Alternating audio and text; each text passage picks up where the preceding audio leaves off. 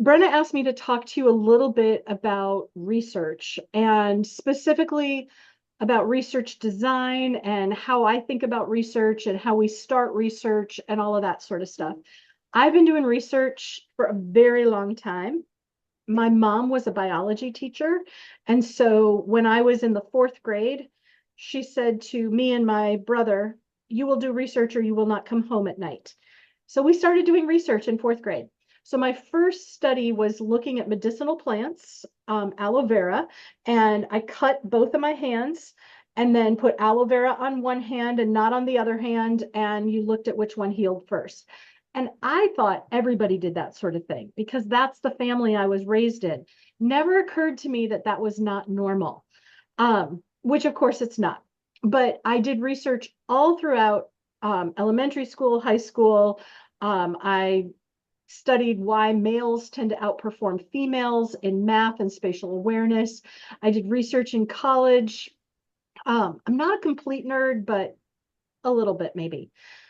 And what I have come to now that I am older and wiser is, do we need another yoga study? Really, what people want is they want to be happy and satisfied in their life. And so, how do we get to this place where we study life purpose and happiness? And there's this thing that's, I think, a really strong belief that happiness is intrinsic. It's about you and how you perceive the events in your life. And it's about the stories you tell yourself. And so when we look at people who are happy, they're often giving meaning to the events in their life to create that happiness. And people who are less happy are less likely to tell the same types of stories to themselves. And so I'm really interested in this idea of happiness, life purpose, and all of those things and how they are affecting our health outcomes. So that's kind of what we're going to talk about today is this idea of how do we research that. So first I have to give you disclosures. Yes, I am a professor and faculty at the National University of Natural Medicine. I also sit on the scientific advisory board for Burt's Bees. I think I have some Burt's Bees lip balm here. Burt's Bees, you guys probably know them. I've been on their scientific advisory board for about 15 years. Don't agree with all the decisions that they've made, but hopefully at least their products are getting better. I also sit on the scientific advisory board for Clorox, which you guys might be going, how is that natural medicine? But what you may not know is that Clorox actually owns 27 supplement companies. So I do a lot of advising for the different types of supplement companies that they have. I sit on the scientific advisory board of Thana, which is a company that has postbiotics. So have you ever heard of fecal transplants, where they take the poop of one person and they put it in somebody else? Yes. Cool. Okay. Thana is doing sterilized fecal transplant. So they're taking poop, sterilizing it, and what you're left with is what's called a postbiotic. So a prebiotic is the food you eat, a probiotic is the bacteria that digest the food, and a postbiotic is the metabolites that the bacteria makes. And we're finding that postbiotics are probably going to be one of the next big therapeutic things to come out. So I work with them. I'm a speaker for Metagenics, and I have 2 NIH grants right now that are both involved in training the next generation of integrative medicine researchers. So here's what we're going to do today. We are going to talk about the landscape of integrative medicine research. We're going to talk about types of studies. We're going to talk a little bit about eudaimonic versus hedonic, and then the future. So landscape. So anytime you're going to get started in research, you've got to know the landscape of what you're entering. You've got to know what obstacles are there. You've got to know what mistakes people have made in the past that you don't want to repeat. You need to know if you're going uphill or downhill, or if you're going to encounter a big, deep pond. You got to know the landscape. So anytime you're getting started in a particular research area, what I suggest is you start by learning the landscape and the current state of the science. Learn who is doing what and where they're doing it. And then that allows you to identify the gaps that need to be filled. So let's break that down a little bit. How do you learn the landscape? Well, you read. And you got to read papers. You can't just read blogs. You can't just listen to podcasts, although we're learning a lot more in podcasts, but you really have to read the research papers because that's how scientists communicate with each other and with the public. So how many papers do you need to read? Here's what I tell my students. You need to read until you can predict what the next paper is going to say. So when you're reading the title of the paper and you see the abstract and you're like, oh yeah, I knew that was what they were going to say, then you're done reading. Well, you're not done reading, but you have a good foundation in that area. And usually that's somewhere between 20 and 30 papers in a particular area. I'll give you an example. I had a postdoc, a naturopathic physician who was a postdoc who wanted to study mushrooms for cancer. And for those of you who don't know, mushrooms have a lot of evidence that they work really well for cancer patients. Different mushrooms have different ingredients. And in China, they actually use mushrooms as chemotherapy. So maitake, shiitake, Ganoderma lucidum, turkey tail, all of those are mushrooms that work for cancer. So I told the student, okay, go out and start learning about mushrooms. And I'm thinking she's going to read about 20 to 30 papers. And she comes back after reading 350 papers. And I'm like, what are you doing? You don't have to read 350 papers. If you do that, it's going to take you years, right? All you're trying to do is get the landscape. You're not supposed to map every blade of grass. You don't have to do that. 20 to 30 papers is usually pretty good. What kinds of papers should you be reading? You start with the reviews. You start with up-to-date and review articles, and then you move into the clinical trials and you read the basic science at the end if you're at all interested in basic science. For a lot of what you're going to do, the basic science isn't going to be relevant to you. The basic science is going to tell you how something works, not whether it works or in whom does it work. It's just going to elucidate a little bit more of mechanism. Then how do you track your reading? How many of you have a reference manager? And I'm realizing I can't see the room. Yeah, I think she's seeing the ceiling, so we gotta. Oh. Do None. you have reference managers? Have you got Zotero yet? No. Okay. Right now. That's your next goal. Zotero is free. It is a reference manager. It is going to track the papers that you read.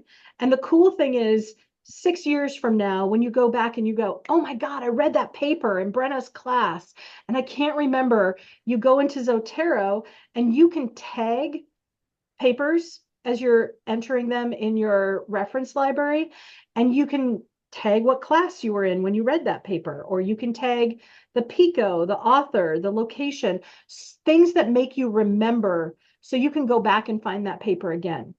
Why is that important? Well, about 10,000 papers a month are being published. You're never going to read all of them. And if 6 years from now, you're looking for a paper that you read that long ago, the likelihood that you can find that paper again is really small. So you got to have a way to track what you've been reading, and a reference manager is a good way to do that. Now, I use the word PICO, and you may not know what I mean.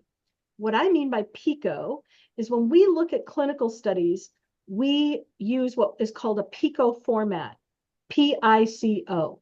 P stands for participants, I for intervention, C for the comparison group, and O for the outcome. And you can use a PICO when you are reading and summarizing a study. You can use a PICO when you're designing a study, which you're going to do today. So PICO is our strategy where we're looking at who are our participants, what do we want to do to them, what would we compare that to, and what do we want to change? Other things that we might look at when we're looking at a clinical study is the journal. Where was it published? Was this published in a single publication a year journal in Romania? Was it published in Nature? Who are the authors? And usually the places of importance for authors are the first author and the last author. The first author is the person who wrote the paper. The last author is the person who got the funding to do the study. So this is the person who did the hard work. This is the person who did the work up front. The last author is the person who did the work up front. Oh, sorry, I'm not even on the right screen. Did the work up front to get the money. Okay. And then the location. Oftentimes I won't remember exactly what your university published a study, but I might remember that it came out of the Netherlands, or it came out of Finland, or it was a US study in North Carolina or something like that. You've got to use whatever tricks you have for your brain to remember what some of those studies are. All right, then we're going to learn who is doing what and where. Now, if you start with a Google search, you're going to find that your search is too coarse. There's not enough detail. Google is fantastic at finding research. Google Scholar, terrific. But it's going to give you a really broad list of things that you're going to find. PubMed, on the other hand, is going to narrow that list down. So when you hit that master's and doctoral level research, really starting to focus your research through PubMed is going to be important. And in PubMed, you can look at author affiliations to find out where the research is happening. And the other place that you should be aware of is NIH Reporter. That's going to tell you what grants are out there. So let's start with PubMed. The way that you would find out where a study is done is you'd click this little expand button. So I gave you a study on randomized psychosocial interventions for breast cancer and impact on life purpose. If you expand that, you'll see that this was done in the Department of Psychology at Carnegie Mellon and the University of Pittsburgh Medical School. Now I'm going to just tell you why I picked that study as an aside, because I think this is super interesting.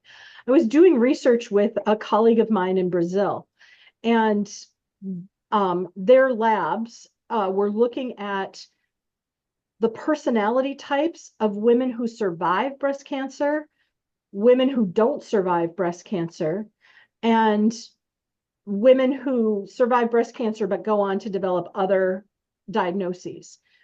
And it was funny because the oncologist told us that they could tell in the first visit with a patient whether or not she was a survivor. And the pattern was this: if a woman was the person who changed her life as a result of her breast cancer diagnosis, when I say changed her life, it might be she quit a job that she never liked. She ended a relationship that was not good for her. She kicked out her grown children who were living at home and who felt like they were parasites. They made some sort of transformational change in their life. Survivor. Women who felt like breast cancer happened to them and they could not break out of any patterns. They could not change anything about their life. Like it was just, they were a victim. Those are the non-survivors. Usually those women will be dead in 5 years. And then the women who got angry, who fired their breast cancer surgeon and they want a second opinion and this isn't happening to them and they're angry, they survive breast cancer, but they often go on to develop autoimmunity. What is happening there? Well, first of all, it tells us that there is a psychosocial component of breast cancer, right? If we know that women who make transformational change survive and women who are victims do not survive, then we better be addressing the psychosocial piece of breast cancer, because that has nothing to do with chemotherapy. That has nothing to do with radiation, nothing to do with any of those standard approaches to breast cancer. So we need to be having a psychosocial component as well. What they did in Brazil is they actually developed social groups that were doing guided imagery. So they were imagining that their immune system is the white knight coming in and stabbing the cancer cells and whatnot. And they were actually having benefit that way. But the other piece that they had to include in the psychosocial interventions was they had to include this piece of your life has value. Because the women who turn into the victim mode don't believe that their life has value, and they're willing to let breast cancer kill them. They don't think people are going to miss them. So having that piece of life has value and you have a purpose, super important as we think about cancer. Now, when we go to the mechanistic piece, that got really interesting as well, because we looked at the breast tumors under a microscope. And what we saw is that the women who were victims, you saw the immune system all around the tumor and nothing was getting inside. With the women who got angry, we saw the immune system get inside the tumor, but it activated heat shock proteins, which were going to then go on and lead to an autoimmune reaction. And the women who made life changes, you saw the immune system in the tumor and they were mounting the appropriate immune response. So there was a physiological response that is completely linked to the psychological response. And that to me is really cool. The other thing that that tells me is that in Chinese medicine, we like to talk about how the macrocosm and the microcosm are related and reflect each other. And this is a really good example of microcosm reflecting the macrocosm. People are attacking me. I feel like I have to shelter myself and I'm keeping everything out. That's our victim mode, macrocosm. Our microcosm is the immune cells are not getting into the tumor, right? So really interesting stuff, and we can study it.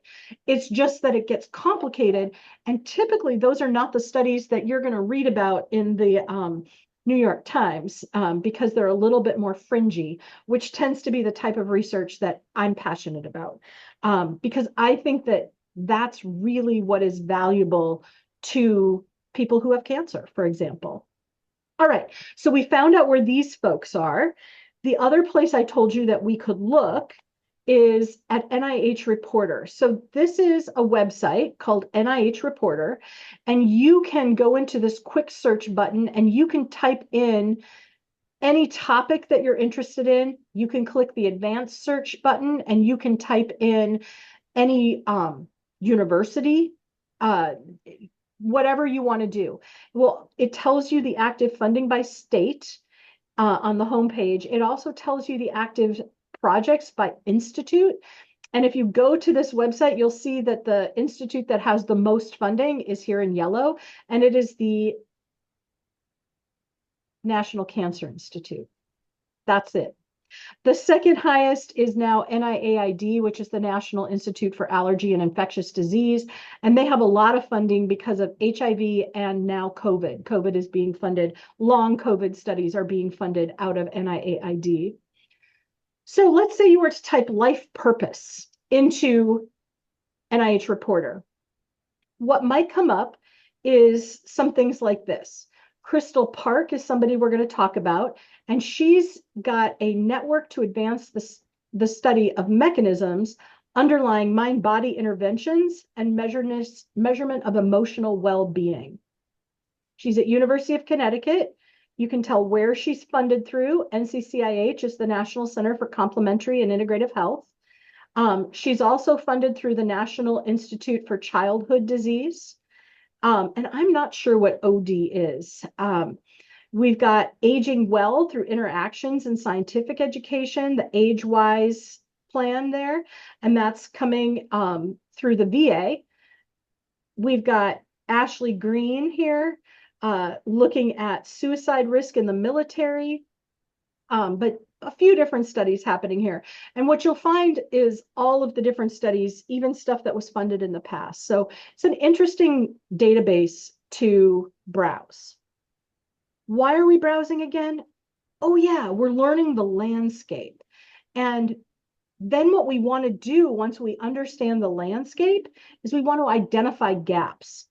So here is our PICO. participants, intervention, comparison, outcome. What I would like you to do is get in small groups of 3 or 4 and design a study with life purpose as your outcome. Who would your participants be? What would your intervention be? What would you compare that to? And how would you improve somebody's life purpose? Okay, we're going to take 5 minutes to do that. So go ahead and get up. I'm setting my little timer here and see what you can come up with as studies.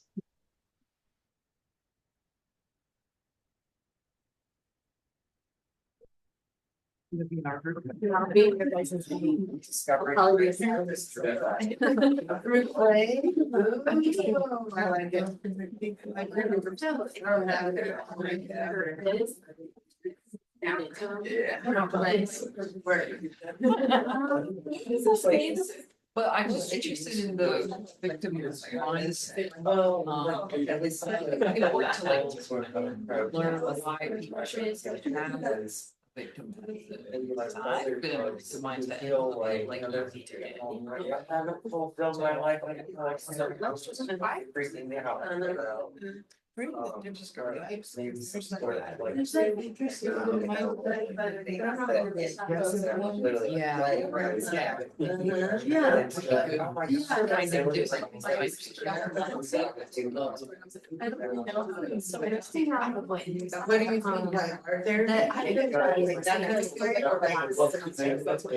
My Asian graduates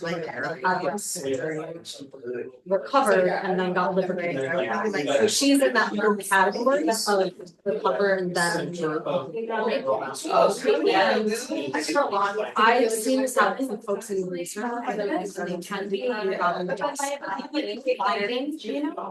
can be really stressful on the body. So one thing when I was like, if you're in a job, if your cancer is governed by I think of this the same way as I do. Like you need to create the environment that you're in. It's caused by something. Yeah.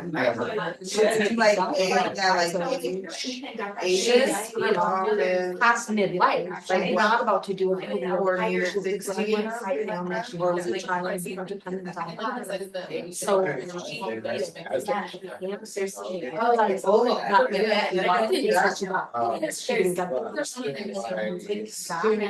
So maybe do something with either perception of support,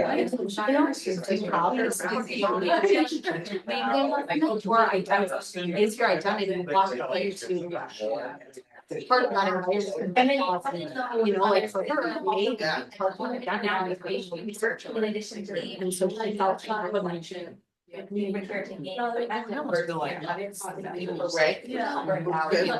Well, but I mean, it's that, I know it's where they are.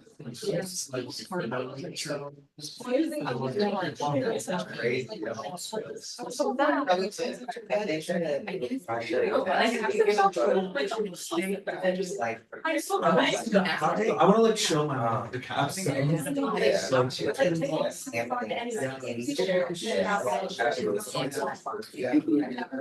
What about a study that was like how strongly connected they feel to their life purpose, or like they know what their life purpose is, and then test to like their overall well-being, happiness, resilience, and things like that. See if there's a correlation there. Would you have Like a village mentality, right? It's like Maybe an intervention.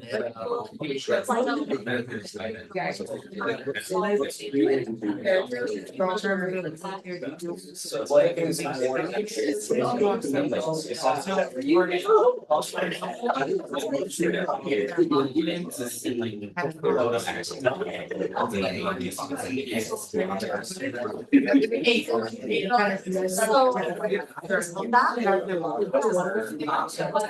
if you were to apply a life purpose?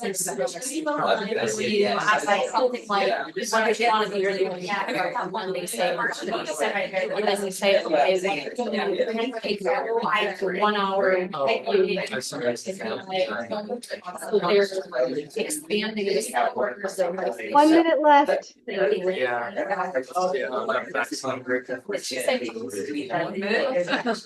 Okay, so that's got a participant who's cancer. Let's say our intervention is going to be a life. Then what would be, and then maybe our comparison. What to suggest? Like testing to see like their overall well-being, resilience, how they're handling, yeah. So maybe we do 2 outcomes, qualitative and cancer. Yeah. Or sorry, that would be the outcome, so the comparison, right? Maybe we just do a control. I don't know. Like how it's compared to like both the content. Yeah, see how it's well answered. Okay,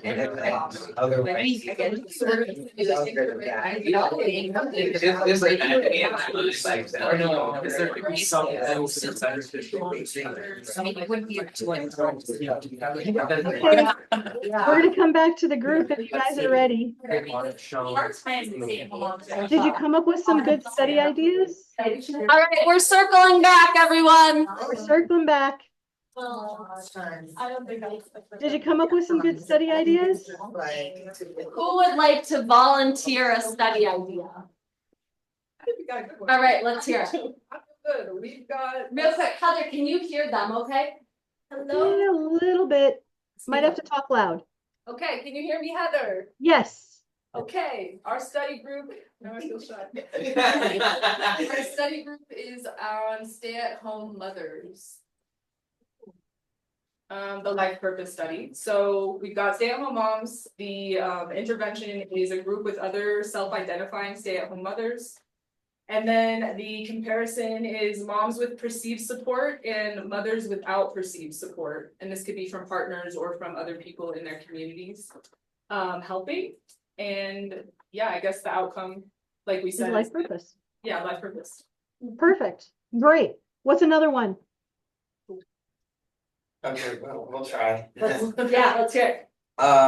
So we're interested in looking at like the effect of playfulness, like somatic play on perception of life purpose.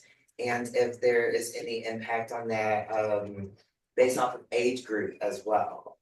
So we'd be interested in looking at senior citizens versus non-senior citizens versus a control group to see if a certain amount of very active playfulness changes how they report their own life purposes.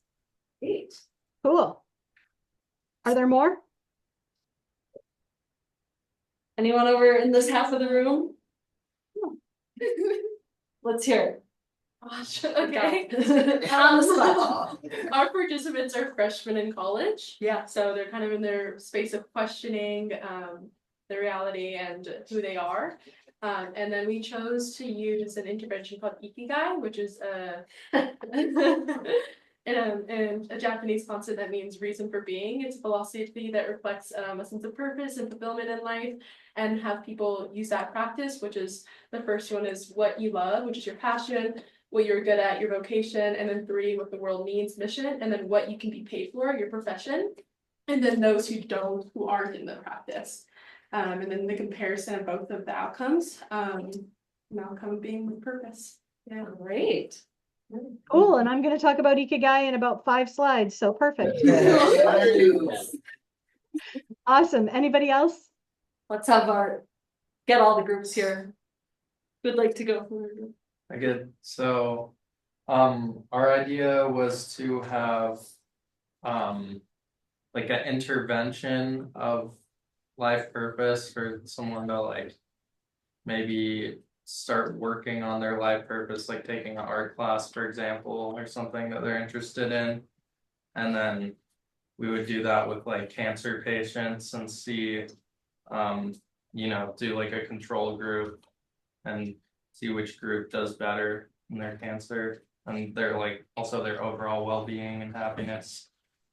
Nice. That's all our groups. Is that it? Great. Yep, that's Okay. it. So often when I'm starting a PICO, I'm starting with who are the participants? Who are the people who are struggling with life purpose? So if I think about who struggles with life purpose in the United States, the elderly, when you retire, a lot of people really struggle because they have made their purpose their job. So the elderly is one really good population to study. And you guys hit on the elderly. Another one is exactly those 20 somethings who maybe they graduated from high school, maybe they didn't. And what we know is COVID really devastated their dreams. A lot of those folks really struggling now. In fact, if we look at what's the number one group with depression right now, it is the folks in their 20s. They feel like their dreams were taken away from them because their college was crap, because they had to do everything online and people weren't ready and blah, blah, blah. But that's another group that lacks life purpose. Another group that lacks life purpose tends to be people who get diagnoses. So a diagnosis of cancer, a diagnosis of Alzheimer's, a diagnosis of Parkinson's, you see that people think their life is destroyed and their life purpose struggles after that. And another group, really big group, is folks who get out of the military. And that's where a lot of the research is actually coming from, is we've structured our military to say this is one of the greatest life purposes you can have is to serve your country. And now you come home and what, you're supposed to work at Home Depot? That's not a good switch in life purpose, right? So we see that a lot of folks who come out of the military wind up losing purpose. And then if you don't have life purpose, you don't care about your health. You don't take care of your health. You develop substance use disorders, suicidality becomes really high, etc. So we start with who are the participants who might need a life purpose intervention, or you can just be broad. I mean, there's a lot of people in this world who don't know what their life purpose is, or who associate their life purpose with their job. Or another big group, yes, you guys got it, the moms who might have had an education and now they're rearing children and they feel like their education is not being put to use. Empty nesters are another one, especially when moms have put so much energy into taking care of their kids graduate, and now what? If there's no life purpose, their health outcomes, all of the health outcomes take a nosedive. All right, so if you're doing your lit search and you're looking for, well, is there anything done in the area that I'm interested in? And I chose sound baths because I was looking specifically for something where there was a research gap. You'll get something like this, quoted phrase not found in the phrase index, which means there's no research on sound baths. That's how you know you found a gap. Doesn't mean that sound baths don't work, just means it hasn't been studied yet. And gosh knows there are so many things that have not yet been studied. So finding a gap and something that needs to be studied, it's not that hard. There's a lot of things. We estimate that about 30% of things in conventional medicine have an evidence base, and about 40% in things in natural medicine have an evidence base. That might surprise you. Is there a larger evidence base for natural medicine than there is for conventional medicine? Yes, because most pharmaceuticals have research behind them. Most surgical interventions do not. People just say, oh, it's surgery, it must work. Not always, right? So good things to understand. So here's where we are right now. Learning the landscape is a critical step to starting any research project. And PICO is a useful tool for finding and remembering studies and designing studies. Now we're going to go into types of studies. And I thought, why not study Ikigai? So I'm glad you guys, group 8 or whatever, brought up Ikigai. Ikigai is exactly what was stated before. It's where what you love overlaps with what the world needs, which overlaps with what you can be paid for and what you're good at. So you can have what you love overlapping with what you're good at, but that is your passion. It may bring you satisfaction, but if the world doesn't need it, it may give you a feeling of uselessness. You could also have what you're good at overlap with what you can be paid for. And that might make a lot of money, but you may not feel fulfilled. You might have feelings of emptiness. You might have what the world needs overlapping with what you can be paid for, and that can be excitement, but there can be a sense of uncertainty, especially if you're not doing what you love. Then this is a vocation. It's not a passion. And if what you love overlaps with what the world needs, that can lead to delight and fulfillment. But if you can't be paid for it, then you don't have any money. And that's where a lot of us wind up, is like, ooh, I love this, and nobody's going to pay me to do it. And that can be a problem. So we're really looking for this place where mission, passion, profession, and vocation all overlap, and that is called Ikigai. Now, when I say how can we study Ikigai, we have to first understand what types of study designs are there. So here's a overview of different types of study designs, and then we're going to go through each type of study design individually. So as an overview, we take designs of studies and we divide them into 2 broad categories. Experimental is when we're going to do something to someone. Observational is when somebody chooses to do something on their own. So we can't give them an intervention, but we'll watch what they're doing on their own. At NUNM, I have both experimental studies going on where we are giving people protein powder. In this case, it's a hemp-based protein powder, and showing that there is no THC in their blood after they consume a hemp-based protein powder. We also have observational studies going on. I have a student who's working on an ayahuasca study. If you don't know ayahuasca, it's a Amazonian herb that is used in combination, two herbs together, put into a tea. You drink the tea, actually hold it in your mouth for a while, then you spit it out, and then you have a psychedelic experience for anywhere from 4 to 6 hours. And then you typically vomit or poop or both. Well, ayahuasca is not legal in the United States, so we cannot legally give ayahuasca to people. But if people choose to do their own ayahuasca journeys, we can follow what happens with them. So we're looking at depression and anxiety. We're also looking at gut microbiome changes with ayahuasca, and we're looking at epigenetic changes. Because one of the things that's been observed with ayahuasca is that people have long-term effects, much longer than you would have from, say, a supplement that you took that lasts 24 hours. A lot of people who take ayahuasca have effects that last 6 months to many years. That suggests that there's epigenetic changes that are happening. So we're looking at the epigenetic changes, the gut microbiome changes, and then associated depression and anxiety with folks who are taking ayahuasca, doing ayahuasca journeys. That's observational. That is us not doing anything, watching what other people choose to do. Because of course, not everybody chooses to do ayahuasca.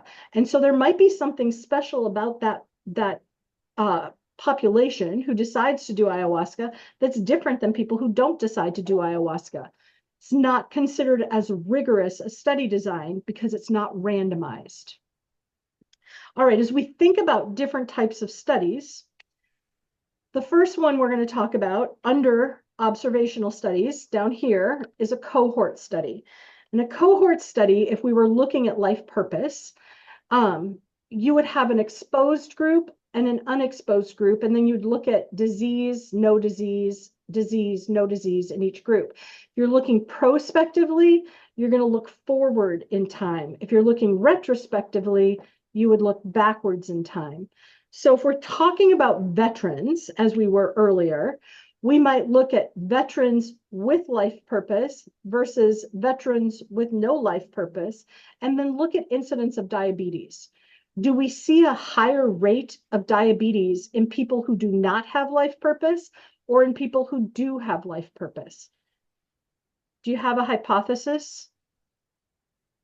Higher diabetes in veterans without a life purpose. That's right. This is the biggest group. No life purpose, higher amount of diabetes.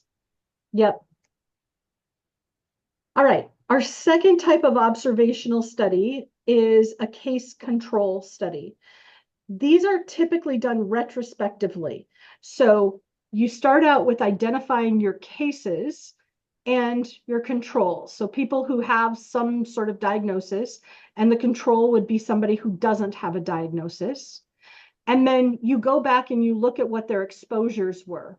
So a lot of times this is used for things like lung cancer. So we've got people who have lung cancer, people who don't have lung cancer, and then we look at how many are smokers and non-smokers in each group. Okay, so that's a typical design. It's often a harm model that's done for case control. One that is in my purview, as was mentioned in my bio, one of the things I study is vaccines. And I study vaccines from the perspective of vaccine injury a lot. So if we look at people who were vaccinated for COVID, and then exposed to COVID or unexposed, or unvaccinated and then exposed or unexposed, can we look at relative levels of who's getting long COVID? Is it the people who are vaccinated or the people who weren't vaccinated? That would be an example of a case control study. In our example of life purpose, we would look at maybe women with breast cancer versus women without breast cancer. And we would look at people who have a sense of purpose in each of those groups. That would be an example of how you might do a case control study for life purpose. Pay attention, because I'm going to ask you to take your designs that you guys came up with and put them into one of these types of study designs. So far we've said we've got cohort and we've got case control. Another example might be a cross-sectional study. Cross-sectional study is a single point in time. So whereas prospective is looking into the future, retrospective is looking backwards, and we tend to use cohort studies for prospective and case control for retrospective, cross-sectional is today. What is happening today? So we gather data on a defined population and we look at just right now who has what. So we could say one of the things I'm interested in is microbiome. We could say, okay, this population of people are yogurt eaters, and this population of people are not yogurt eaters, and I'm going to look at their microbiome today and I'm going to see who has the best microbiome. Just one time. Doesn't matter what happens next week, doesn't matter what happens last week. Just want to know. An example that I use for cross-sectional is one of the areas that I study is Chinese medicine, and we use 5-element theory. And so a sense of life purpose, we might say who of the different elements has a sense of purpose. Is it people who are wood, spring? Is it people who are earth? Is it people fire, summer, metal, fall, water, winter? Where does that feeling of life purpose happen? And I might hypothesize that it happens more in people who are earth grounded or wood, because they're also grounded, versus people who are fire tend to be really airy and out there and always doing something. Well, they might have life purpose too, or they might be keeping busy because they don't feel like they have life purpose. I don't know. I would have to do the study to find out. Another way that we can look at life purpose would be to do secondary data analysis. So often when you have large epidemiological studies, they generate lots and lots of data.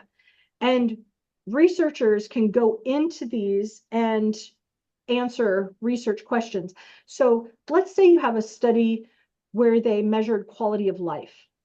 Usually what people are doing when they report the data out of a quality of life study is they're reporting the total score on the quality of life scale. But that quality of life scale might have 35 questions, and they don't individually go and look at each of the questions, but you could. And so for secondary data analysis, you could go pick out particular questions that might be more related to life purpose and do a secondary data analysis on that. So someone conducted a study, you have access to the data set, and you're going to analyze some other question based off of what somebody else, based off your hypothesis, but somebody else's data. So I mentioned that I was going to show you Crystal Park's meaning-making model. She's a University of Connecticut research. And I bring this up because I think this is so important and something that we don't talk about very often. We give meaning to things that may or may not have meaning. When we get a diagnosis, so often we give it meaning, right? Like one of my favorite books, which is old at this point, but Michael Crichton is an author who was an MD. He wrote Jurassic Park, but he also wrote the original script for ER. When he was in medical school, he wrote this book called Travels, and it talks about his medical school training. And when he was on the cardiac ward at night and nothing was happening, he would go around and interview these people who had had heart attacks. And he talks about the fact that every patient told him why they had a heart attack. And in every case, it was somebody broke their heart. They figured out a way to come up with how someone broke their heart, and that is why they had a heart attack. That is giving meaning to a medical diagnosis that may or may not contribute to the particular diagnosis, right? So there's situational meaning and there's global meaning. And the global meaning may be that people are giving meaning to something, and that's leading to a psychosocial state that has them in a health pattern that is problematic for them. So this idea that we give meaning to things is not new. The social scientists have been talking about this for many, many years, but it's something that we don't think of very often when we think about medical diagnoses, is what does that diagnosis mean to that particular person? Is it associated with shame? Is it associated with an expectation because it's something that happens in all of their family members? Like, those sorts of things matter. And it's one of those things that it's really hard to pick out of an observational study or a clinical trial. So another form of research is case studies, where you can identify interesting cases, you can document what's happening with people, keep that detail of the therapy, treat them, and follow up. And then you track their outcomes. And that might be a psychological intervention that you're giving them. It might be a social support group. It might be some resilience training. I mean, it might be just taking the meaning out of a diagnosis that they previously got, such that they're not stuck in that meaning model. Because that stuckness is often what we see in people who are struggling with life purpose.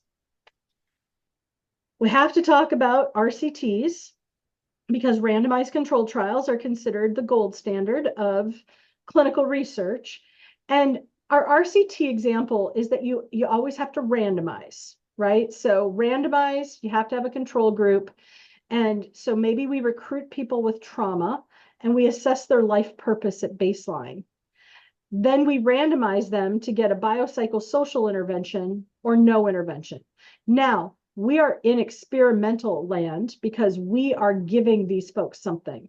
If they chose themselves to get a biopsychosocial intervention or no intervention, then it would be a observational study. Now we're in experimental studies, okay? And then we would assess life purpose after our intervention. That would be an example of a randomized controlled trial. Tell me something. If you were a person with trauma, would you want to go into a randomized controlled trial where you might get an intervention or you might not? Probably not, right?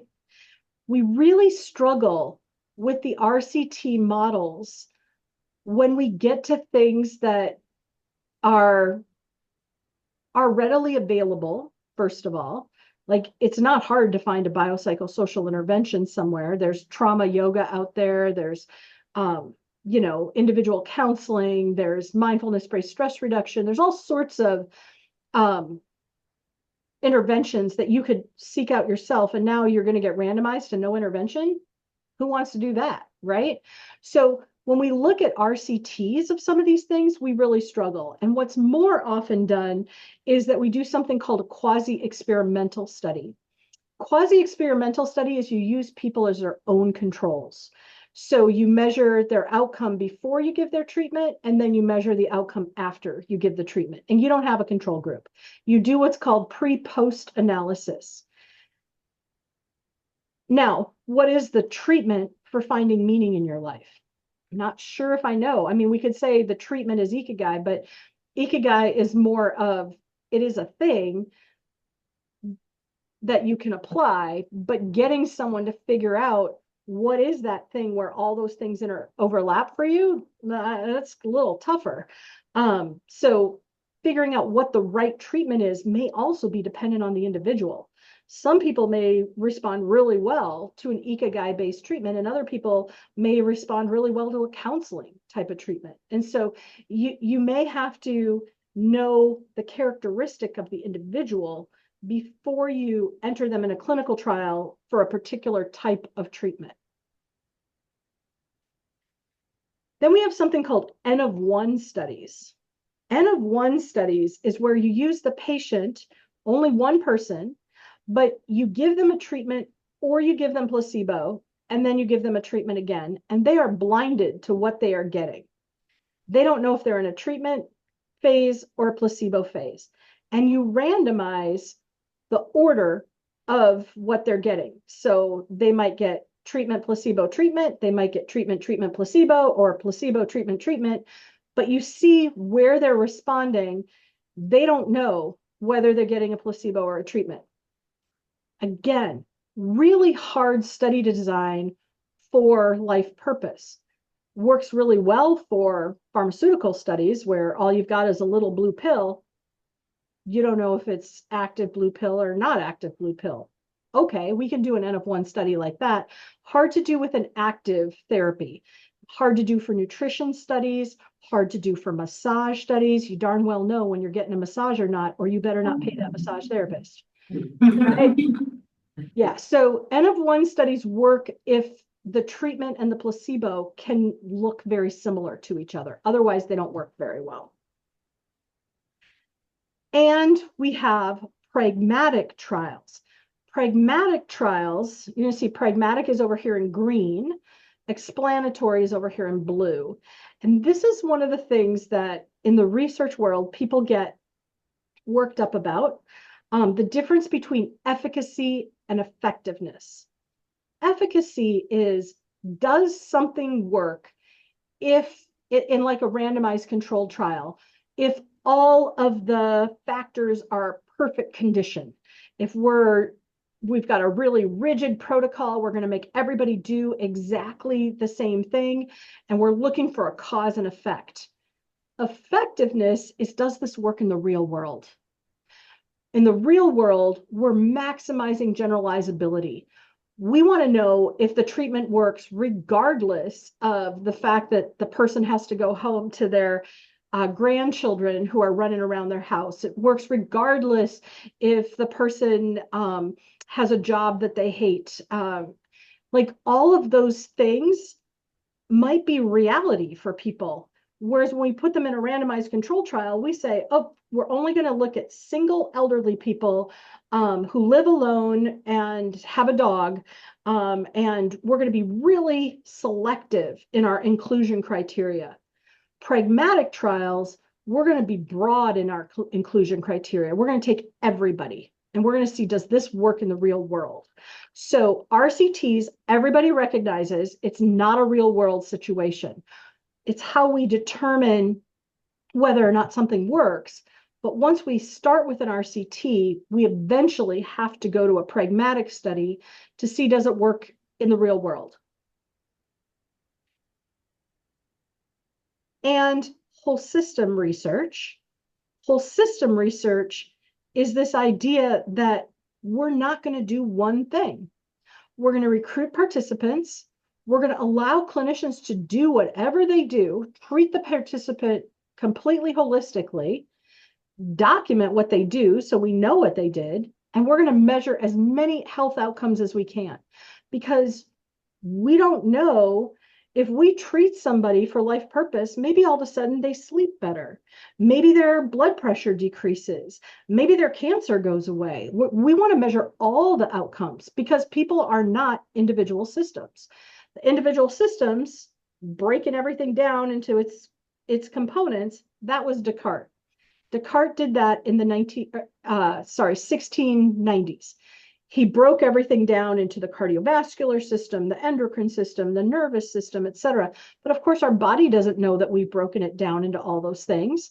And when we have an effect on the brain and the nervous system, it has a systemic effect on humans. So we want to measure all outcomes. Complicated, for sure, but that's what whole systems research is about. We also have a form of research that is focus groups and interviews. Now, focus groups and interviews are going to generate what's called qualitative data. And this is allowing you to ask questions that can't be easily put into numbers to understand the human experience. Who can you ask? You can ask patients, you can ask experts in the field, you can ask unattached observers. You can do qualitative interviews and focus groups with just about anybody and get really rich data from that. And then the last time we're going to talk about, or study design we're going to talk about, is ethnographies. Ethnographies is writing about people, telling the person's story. And usually you do this with a single person.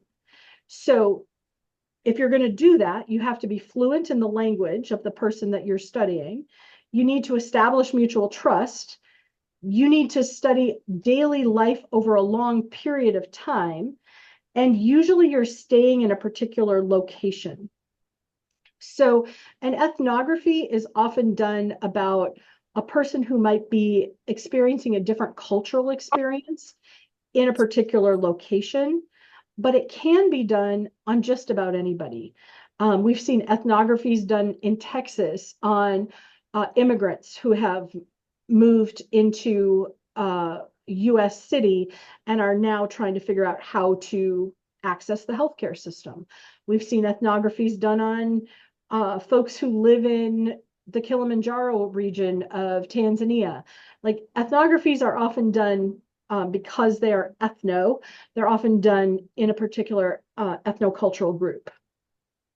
Okay, so go back to your groups and figure out what study design would best fit your study. You all came up with great study ideas. We're going to take 5 minutes again. Think about, you can probably adapt more than one study design to your study, but think about what study design you think would best fit your study.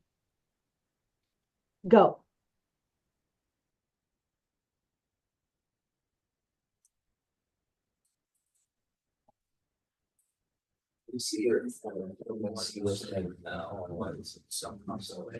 All right, group, what do we think? Yeah,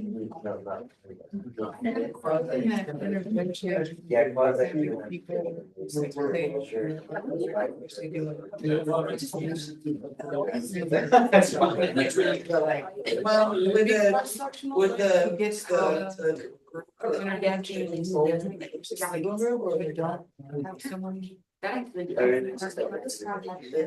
Probably what else, like on section, so that's more like looking at just visits times. So we probably want a longitudinal design, but what you're describing would be more of a. It was, oh, today, what is happening today, right now, or you've got two groups. Yeah. You randomly assign them. Maybe also randomly. Like prevention. Does that make sense? Yeah. Testing the cancer. Yeah. That's what. Could also be. So the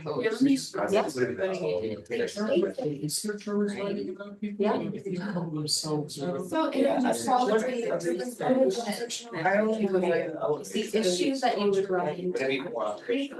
This is where Just what is. well, the issues that you run into with PICO, right, is that Because what it's, you're having to go against the fact that probably they're candidate be there, right? So that could be who's that there.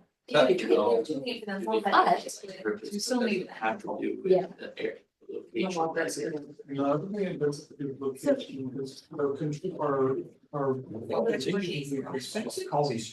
yeah, it's not. Is that something about that?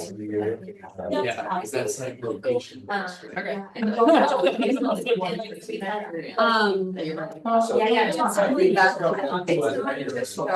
So the like scientific terminology would be self-efficacy.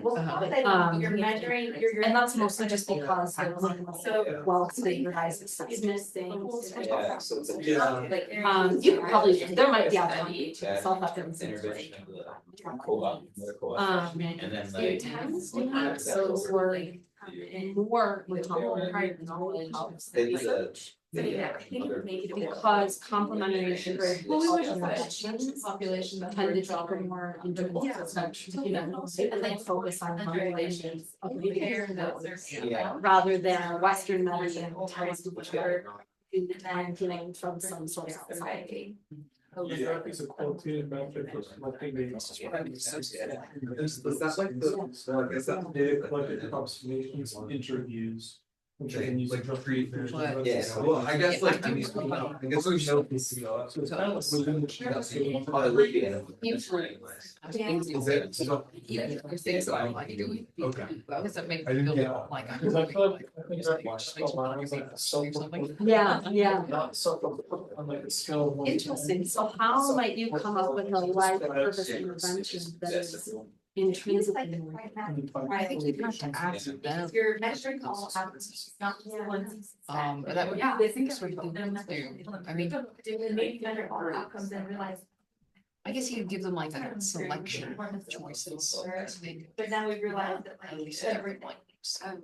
is a interrelated. So you could, we could, if we were like preparing an IRB proposal for that, we might call that a personalized life purpose intervention. Using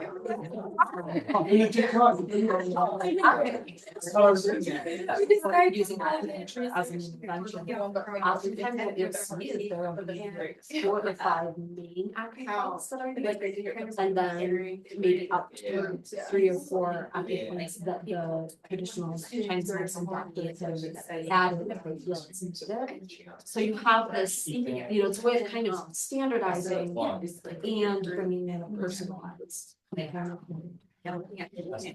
So, taking from that, with a life purpose, we could do something exactly like you said, like, you got 3, you got 3 options to choose from, and maybe one of them is like, what did you want to be when you were in kindergarten, and go from that, maybe another one is like, Really like this.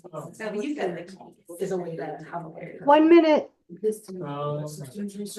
Yeah. So it's accounting, so very like not personalized. Yeah.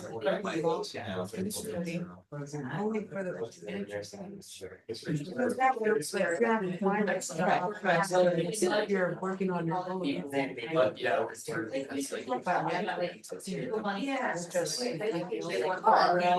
What I studied as a one of the big things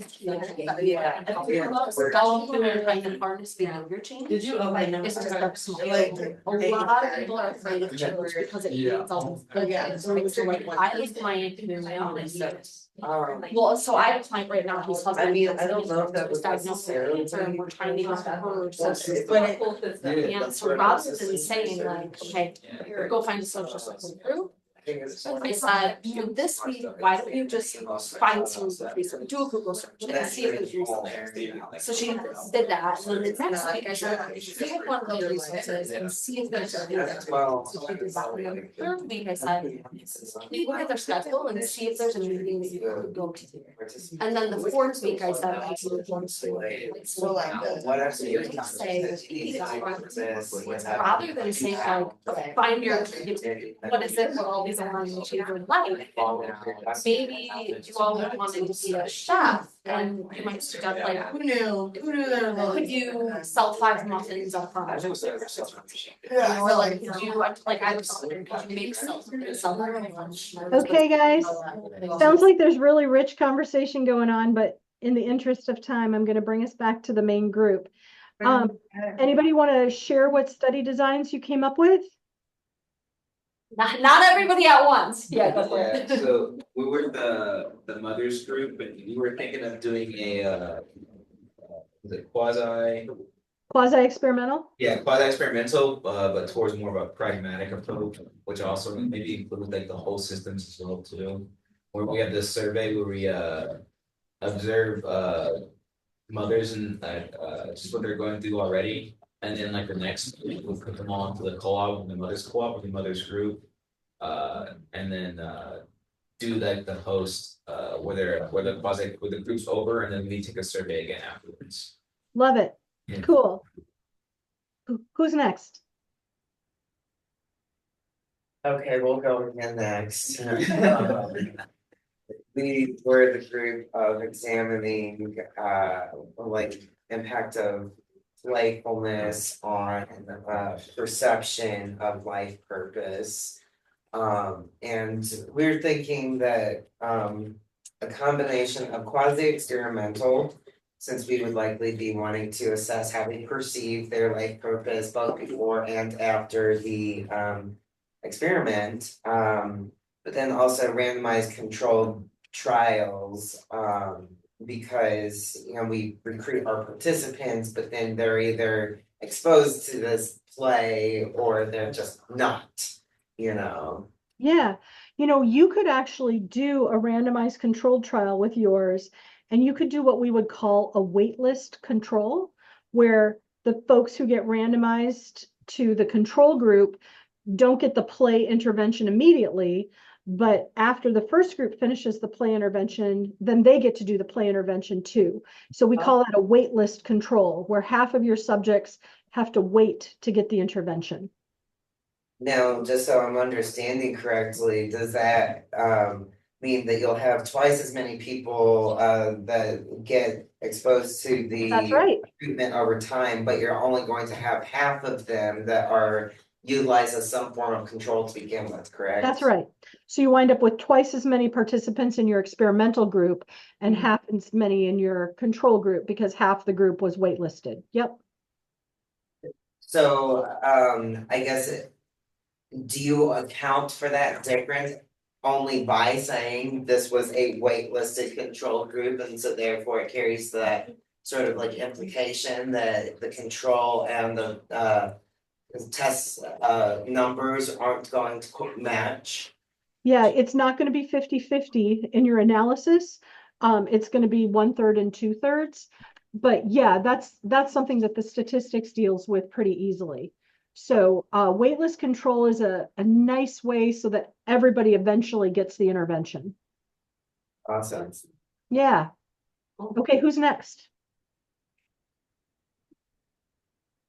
I see. We were kind of unsure, but we were thinking more of like a comparative design, maybe whether that's quasi experimental or cohort design. We're also talking about ethnography, sorry. Remind me, which one were you? What was your group and what was your PICO? The Ikigai. Oh, the Ikigai. Mhm. Yeah, and kind of among student groups and comparing, yeah, those who practice it, you know, maybe even Japanese students, that's where we're thinking more, Oh, yeah. compared to maybe those who do practice some sort of contemplative practice, and then those who don't at all. So we were just chatting, a little unsure, but. Yeah, I mean, you could almost do that one as a prospective cohort study where you follow people who have a contemplative practice and you follow people who don't have a contemplative practice, and you look at who goes on to develop life purpose. Yeah. Yeah, I like it. Cool. And next? We thought of a prospective intervention cohort study. So the idea of moving forward and then giving them active intervention versus observing. And we're the cancer, Oh, The yeah. cancer group. cancer group, looking at a life purpose intervention. So if you're looking at intervention, now you're experimental. So now you're not a cohort. You're going to be pragmatic. Make sense? Makes sense. Cool. Okay, is that everybody? Did I get everybody? Yeah. And I think I've got like 2 slides and then we've got a break because I know we need a break. So just give me a second here. So I wanted to talk about Tracy Gaudet's discovery with veterans. So she's the researcher. She has been at the VA, the National VA, and then she's also been at Duke, and I think she's now at University of Southern California. She was the one who was studying veterans and who was noting that when veterans come back from serving in the military, that they often lack life purpose, and we see that their health outcomes just tank. What she has said is that we're starting from the wrong place. To change the outcomes of the system, we need to change the conversation.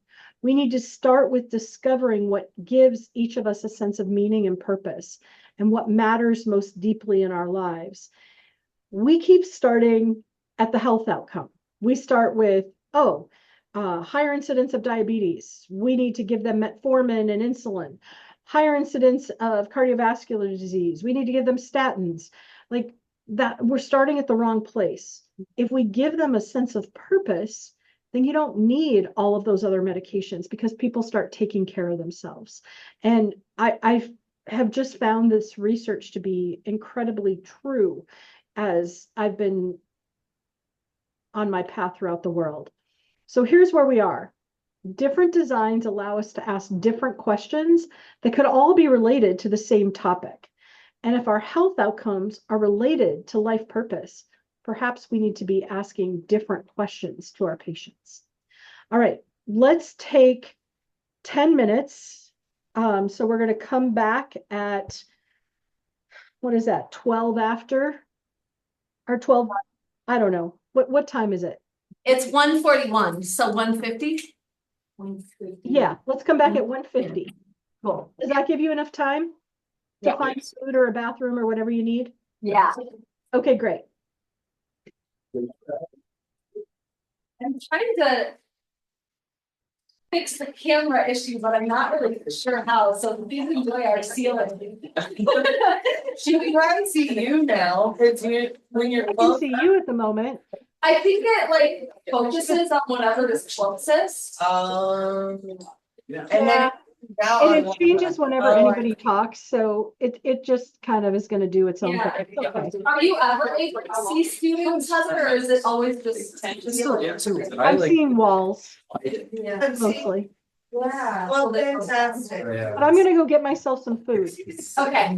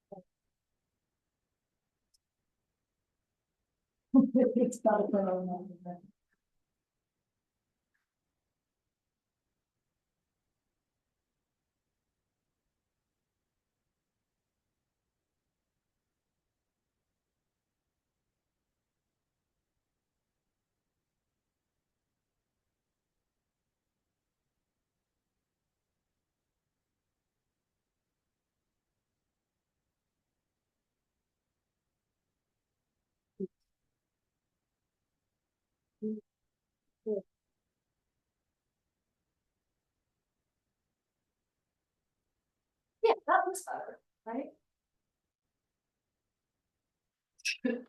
I mean, not right now, but in theory, when there are other people sitting there, you chose the wrong seat for this class.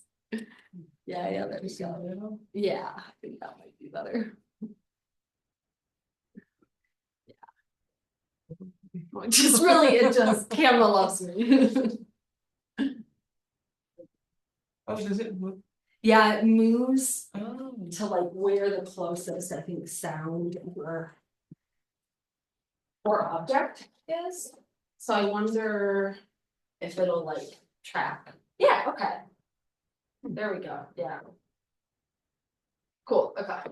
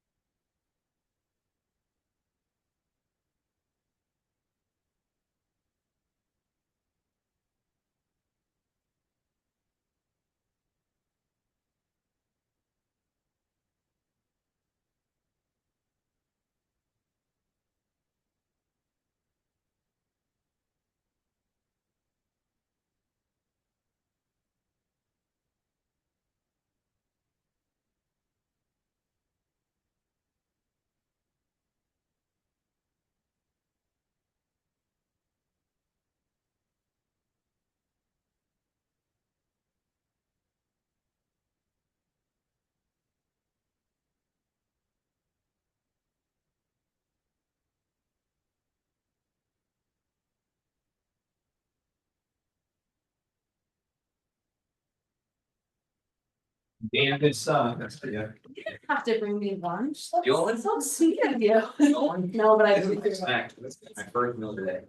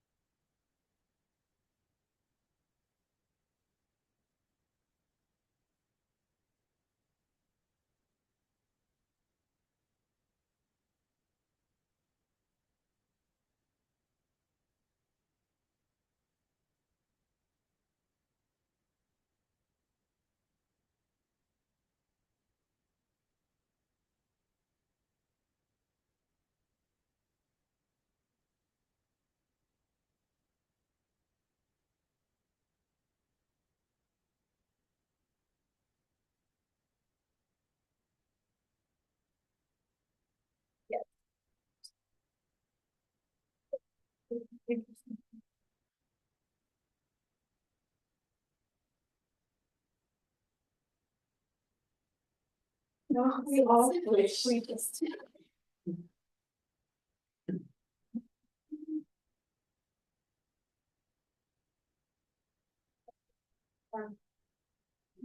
Your weekend plans. Tomorrow I'm spinning and then having a dinner with some younger cats that I mentor. Someday, my birthday party, that's it. Are you playing soccer? Not the, No? it's not the, not this Sunday. Yeah, this is, I got back to the birthday party. Well, sometime now, but tomorrow. Yeah.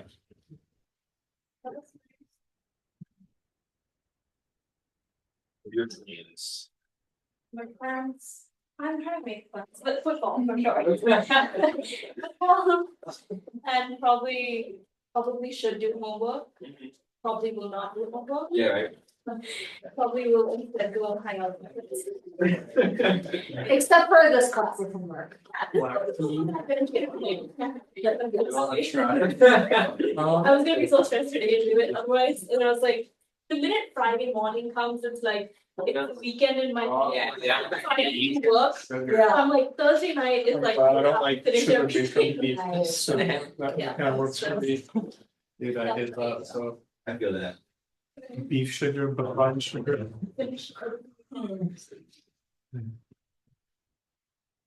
Is everybody back? Yeah, yes, we are. Okay, cool. Let's get going again. Okay. So one of the things that gets mixed up is whether or not happiness is the equivalent of life purpose.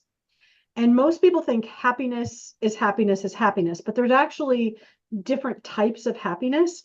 And one of the divisions that's out there is called eudaimonic versus hedonic happiness. A lot of us have heard of hedonic. Most people have not heard of eudaimonic. So let's start there. And And we're still in our quest to study life purpose. And what is it? Is it happiness? So Barbara Fredrickson is somebody you might have heard of. She wrote a book called Love, and then she wrote a second book called Love 2.0. And in it, she discusses these two types of happiness, eudaimonic versus hedonic. And eudaimonic is the type of happiness or contentment that is achieved through self-actualization and having meaningful purpose in one's life. Sounds like life purpose, eudaimonic happiness.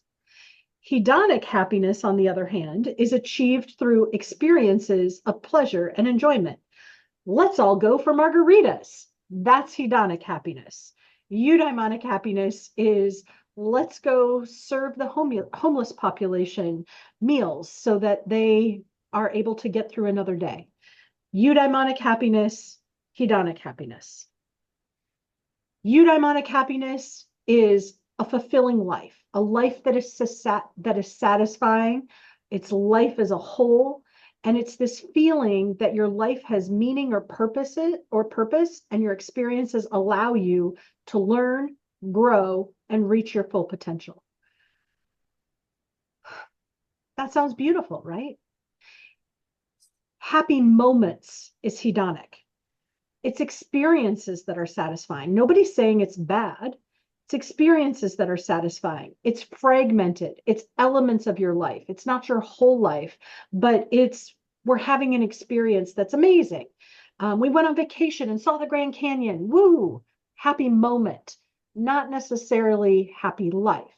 So it's pleasure or feeling good in the moment, reaching a goal, feeling temporarily satisfied. So if you were going to measure life purpose or life satisfaction, what would you include in a scale? I want you to come up with 5 questions in your small groups of what would you include in a life satisfaction scale. Okay, go.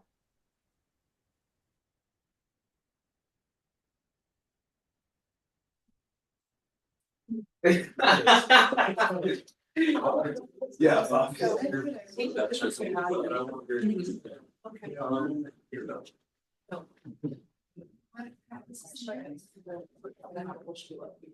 So like question of your side on the dots, like side, like of a cop. Good question. Like, you know, moments of like.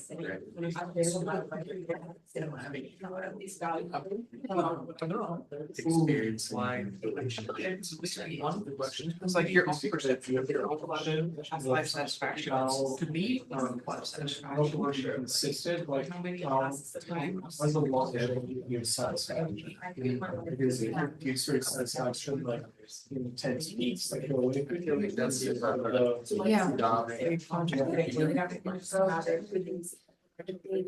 For me, it was like, sometimes sometimes like you felt like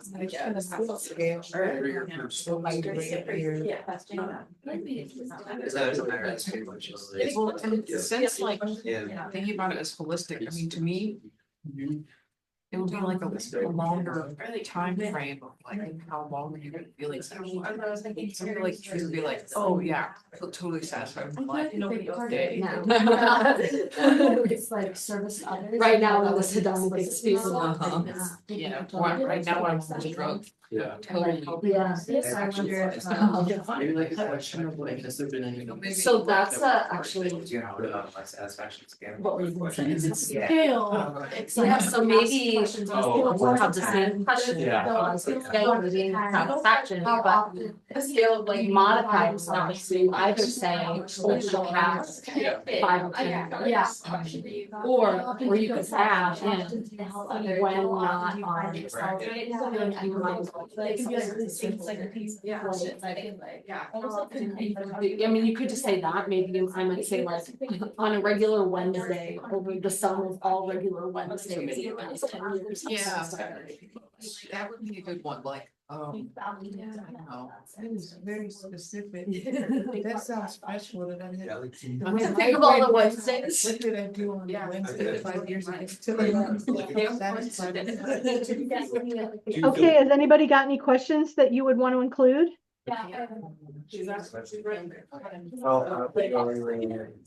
Hold up, speak it up, speak it up. What have you got? What have you got? What would you include in your life satisfaction scale? Give me a question. So we had a kind of conversation about self-rating, like using a Likert scale self-rating of life satisfaction. And then in order to differentiate from hedonic satisfaction, we kind of talked about saying like over the past 10 years, how satisfied are you with your life on a regular Wednesday or when you're not using mind-altering substances, something like that. Yeah. Yeah, no, that's fantastic. This is a whole area of research that's out there, is the development of scales. And if you think about most of the scales that are in existence, they're all negative. How bad is your pain? How bad is your sleep? How bad is this? There's very few positive scales that exist. But there is a life satisfaction scale, and it has been validated. And the questions are here. How often in the past week have you felt happy? How often have you felt satisfied? Do you feel like your life has a sense of direction? Do you feel like you have something to contribute to society? And are you challenged to grow and become a better person? And I think that this is really interesting if you go back to those definitions of hedonic versus eudaimonic happiness, in that it does really focus more on the eudaimonic happiness. So Barbara Fredrickson, who wrote the book, is the author here of the Functional Genomic Perspective on Human Well-Being. And she used this scale for life satisfaction, that this is where people who fall in the eudaimonic happiness are going to fall here. Then she compared inflammation. Okay, so we're going to look at stress-related genes, and we see that people who are hedonic have more expression of stress-related genes, whereas people who are in the eudaimonic category have less expression of stress-related genes. We look at inflammation and inflammatory genes. Again, people who are hedonic are more pro-inflammatory, meaning they have inflammation, and they have less antibody, whereas people who are eudaimonic have less inflammation and more antibody and type 1 interferons, which are good for fighting infection. So life purpose and hedonism, completely different inflammatory responses. Hedonism actually makes your immune system worse. The punchline is, with hedonic happiness, we get inflammation, and eudaimonic, we don't. So what's going on there? Because there's nothing wrong with being happy, right? I mean, we kind of shoot for that all the time. Here's the problem. There's something called a hedonic treadmill. The hedonic treadmill is that you desire something. In this case, we'll just say margaritas. I don't know why I've got margaritas on the brain, maybe because it's Friday. I could do pina coladas too, I don't care. Okay, so we desire something, we strive for it, we obtain it, we enjoy it, and then we adapt and we want more. And that's part of the problem with hedonism, is that we get what we want and it just makes us want more. Bigger, better, faster, more, right? That's how Four Non-Blondes put it. Bigger, better, faster, more. The hedonic treadmill, right there. So it kind of tells us, why do people become unhappy? So this is your next question to discuss in your small group. Why do you think people become unhappy? Maybe just that, maybe. Because all the wrong. Yeah. I'll say my. People have like trying to give her to yourself.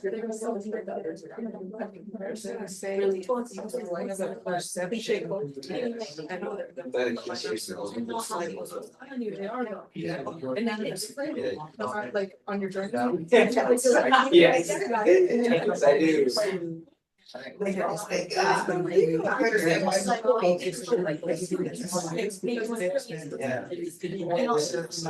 Which is. It will settle itself.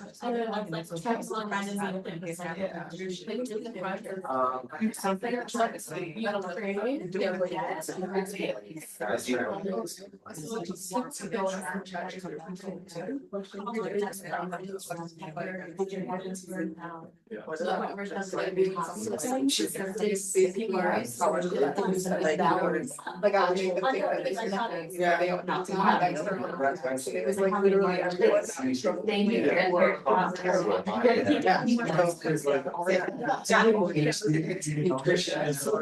And I feel like that's leadership to sort of select, like you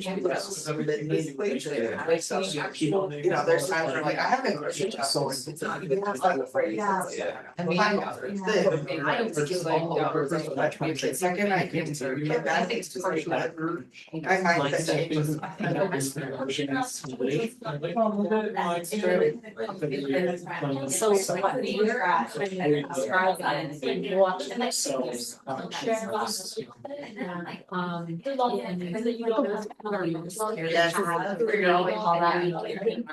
Move your body. where if you like on it, Now water and that's a big. Speaking of, Everybody drink some water. Okay, guys, I'm gonna bring us back to the big group. This is what research says why people become unhappy. One reason is they set their expectations unrealistically high. Or they think they're special, but they can't explain why. It's that, I'm a special snowflake mentality. They measure happiness in the wrong units, wealth versus life purpose and balance. They get used to what they have and want more. That's called hedonic adaptation.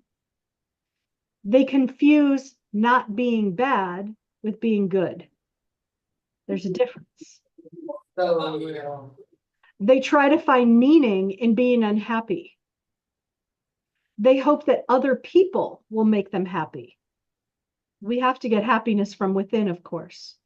They desire happiness less than they fear disappointment. This goes along with those setting expectations, right? You don't want to set your expectations because you don't want to be disappointed.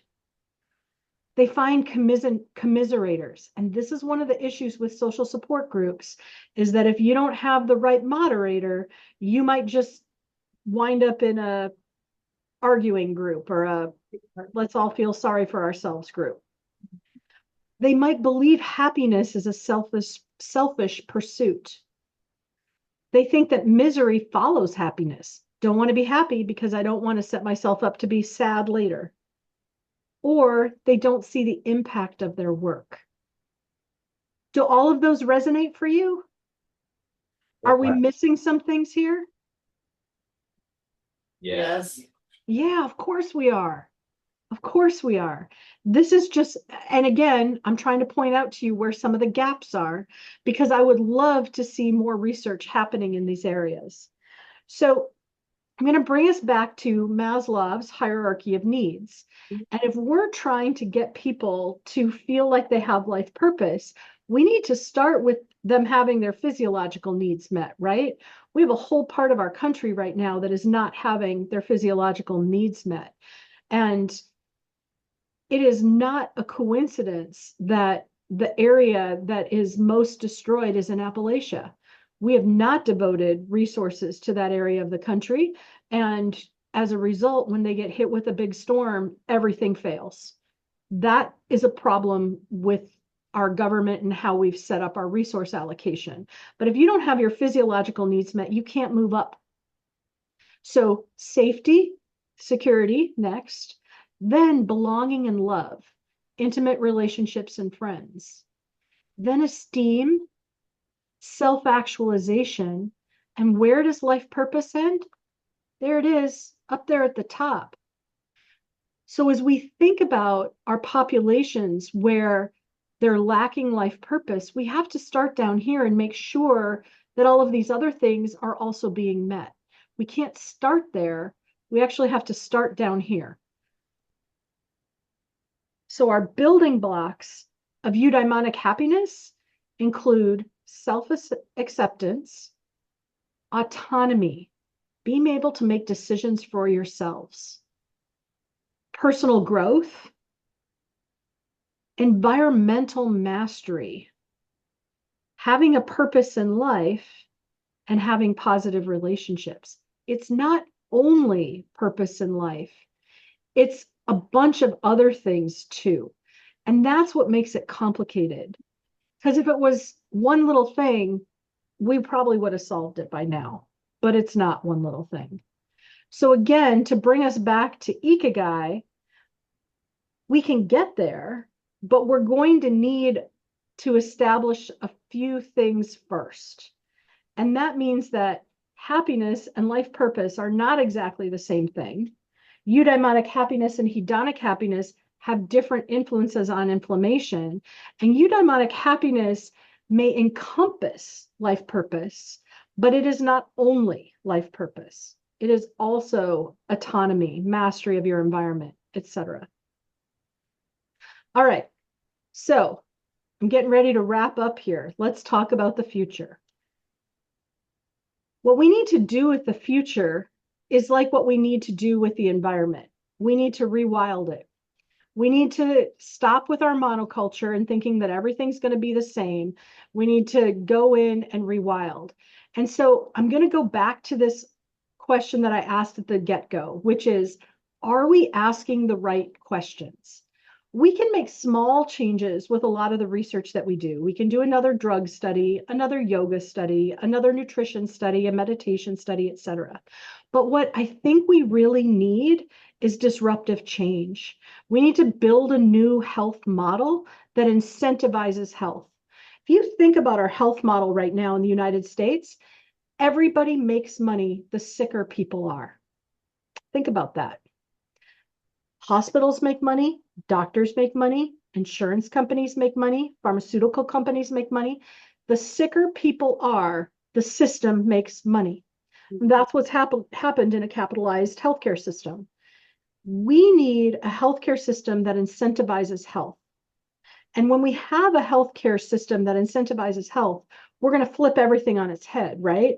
Then we will see the behavior change. We will see those things that are important being valued. Right now, it's not happening. So let's take historic China. 2,000 years ago. 2,000 years ago in China, physicians made money if their patients were healthy. And the moments that their patients were unhealthy, physicians didn't get paid anymore. Whoa, would that flip things on its head? Would that motivate the system to keep people healthy instead of to keep them sick? Because right now, the moment that you're well, pharmaceutical companies don't make money anymore. Insurance companies don't make money anymore.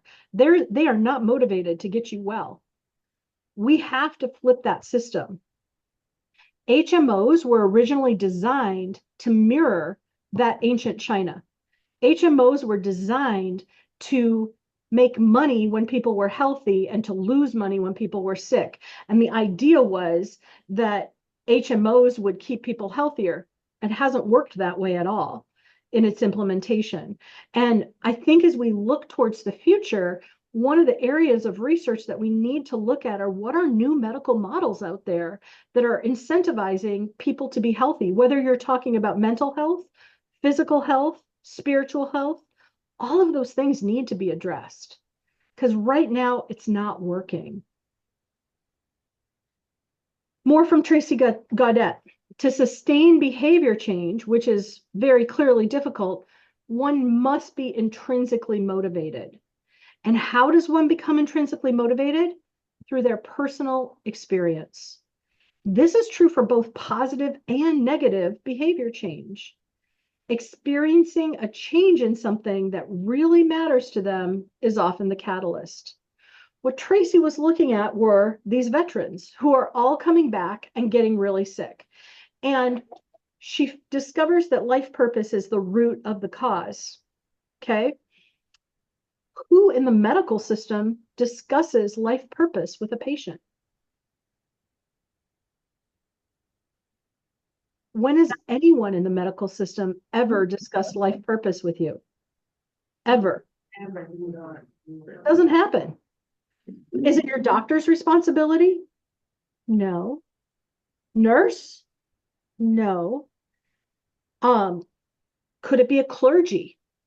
Maybe if you have a spiritual practice, that might be something a clergy might speak to. What Tracy discovered is that the best people to talk about life purpose were peers. But what happened during the pandemic is really interesting because we became socially isolated. Now all the memes I see on Instagram and Facebook are how I want to stay home. And yes, I want to go out tonight, but that was 2 hours ago. Now that I'm home, I don't want to go out anymore. Like this idea that social isolation has had an enormous impact on people's health. And peers are the best people to have these conversations with each other, but people aren't seeing their peers anymore. So what do we do? What do we do? Because if we don't fix it, it's just going to get worse. So somehow we have to learn this lesson. Now, Tracy is not negative at all. She has a great table in her manuscript on this that talks about what the future could look like. As it is, we're focused on disease. What it could look like, what it will be, is that we're focused on the person and their purpose. Yes, please. Right now, we're problem-based. What we could be is aspiration-based. Right now, healthcare is physician-directed. What it should be is a partnership with a team, partnership between the patient and the physician. Right now, we're doing disease management. What we would want to do is health optimization. Right now, we find it, we fix it. What we'd love to do is identify it while it's still a risk factor and minimize it. Our healthcare system is reactive. What we'd like to see is proactive. Right now, it's sporadic. People go in when they stub their toe. What we need is lifelong planning. Right now, it's biomedical interventions. Where we need to go is where you all intuitively went with your study designs, whole person approaches. Right now, an individual is left to enact. What it should be is skill building and support in your workplace and your community. Shouldn't be that just you alone facing these crises. And I think that this is a great way to think about what the future could be. This is what inspires me to want to do research to move this forward. So how will we know when we've gotten there? When we succeed, we'll see an increase in physical and mental well-being, which means there will be a decrease in pain, obesity, depression, chronic conditions. We'll see an increase in self-care because people have purpose. We'll see a decrease in clinical and pharmaceutical needs and a decrease in healthcare costs. We'll see an increase in employee engagement and business productivity, an increase in people's sense of meaning and purpose, connectivity and compassion, and a transformation in social consciousness and a quantum leap in health, well-being, and collective humanity. That sounds awfully good to me. That's the kind of healthcare system I would love to have in the United States.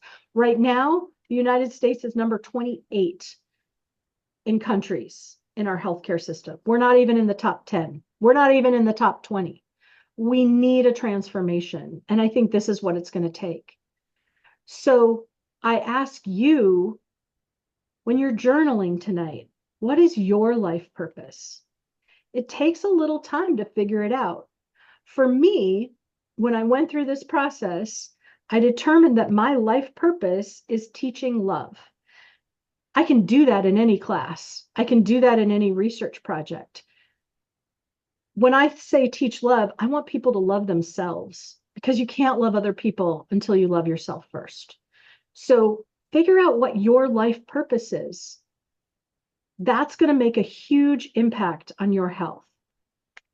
The people that I talked about today, who you might want to follow, are Crystal Park at UConn, Barbara Fredrickson, who's at UNC Chapel Hill, and Tracy Gaudet, who's been at Duke, and I think she's now at Southern Cal. She moves around quite often, every couple of years, but she's a mover and a shaker, so to be expected. And then the places to check out, if this is an area that you're interested in, Stanford has a Center for Compassion and Altruism. Harvard has the Human Flourishing Program. And the Institute of Noetic Sciences just does really cool research.